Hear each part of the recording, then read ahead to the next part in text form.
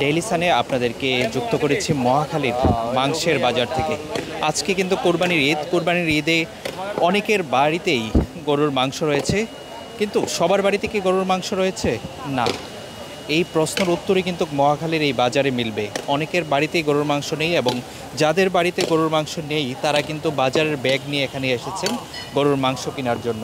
আপনাদেরকে আমরা যদি একটু দেখাই, মহাখালীর এই গরুর মাংসের বাজারে এখন যারা কসাই বিভিন্ন বাড়ি থেকে যে মাংসগুলো নিয়ে এসেছেন তারা এখানে কোটাকুটি করে তৈরি করছেন, এবং এখানে অনেকেই অপেক্ষা করছেন গরুর মাংস নেওয়ার জন্য। আমরা এখানে কথা বলবো যারা কসাই এসেছেন এবং যারা গরুর মাংস নিতে এসেছেন সবার সাথেই একটু কথা বলি। গরুর মাংস কত করে কেজি বিক্রি করছেন? এই তো 700-800 টাকা কেজি বিক্রি করি। কোথা থেকে আনছেন?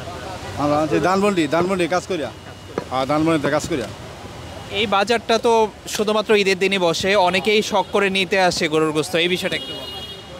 এইটা বেহে আশা করে মনে করেন যায় অন্য হলো কিনতে পায় না ঈদের দিন। এনো কষাইরা লইয়া আইনা বানায় বেছে এনো পায়, এর লাগি তারা এনো কাস্টমার কিনা শান্তি পায়, 2 পয়সা কম পায়।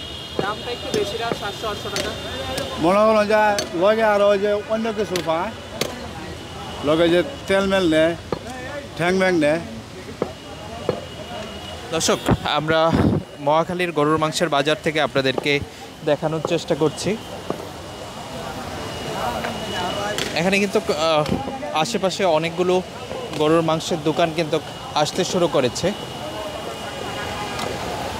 অনেকেই গরুর মাংস নিয়ে এসেছেন এবং খুলে খুলে নিয়ে বসছেন। যারা গরুর মাংস কিনতে এসেছেন তাদের সাথে একটু কথা বলবো। গরুর মাংস কিনতে আসছেন? জি। আজকে তো ঈদের দিন, এখানে গরুর মাংসের মান কেমন, দাম কেমন?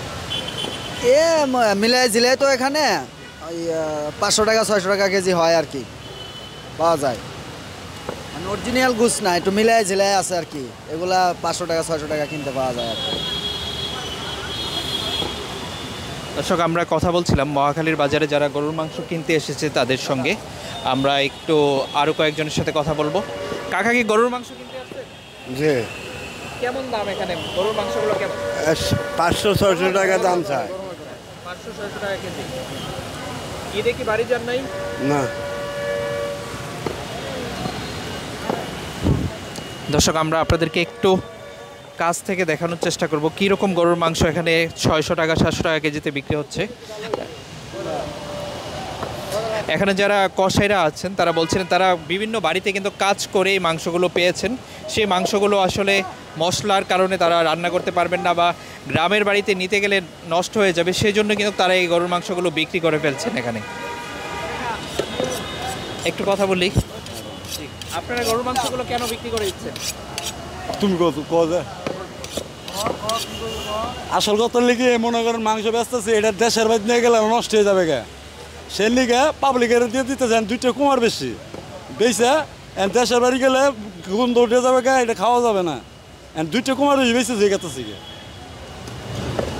দর্শক বলছিলেন, এখানে যারা কসাইরা আসছেন তারা বলছিলেন যে দেশের বাড়িতে কিন্তু এই মাংসগুলো নিয়ে যাওয়া সম্ভব না, নষ্ট হয়ে যাবে, এবং এখানে ফ্রিজও নেই যে তারা সংরক্ষণ করবেন। সেই জন্যই কিন্তু এখানে গরুর মাংসগুলো তারা বিক্রি করে ফেলছেন। আমরা একটু সামনে যদি মহাখালীর বাজারটি দেখাই আপনাদের, এখানেও কিন্তু কিছু মানুষ যারা নিজেরা গরুর মাংস সংগ্রহ করেছে তারাও গরুর মাংস নিয়ে এসেছে।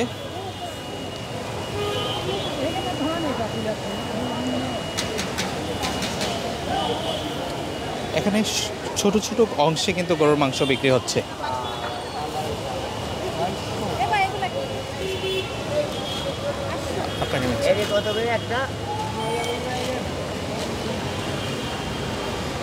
দর্শক, আপনারা যুক্ত ছিলেন মহাখালীর কাঁচা বাজার থেকে। আমরা এখানে রেল লাইনে যে অস্থায়ী গরুর বাজার ঈদ উল আজহা উপলক্ষে তা দেখানোর চেষ্টা করেছি। আপনারা থাকুন ডেইলি সানের সঙ্গে। For more updates, follow us on Facebook, subscribe our YouTube channel, get the latest update on www.daily-sun.com.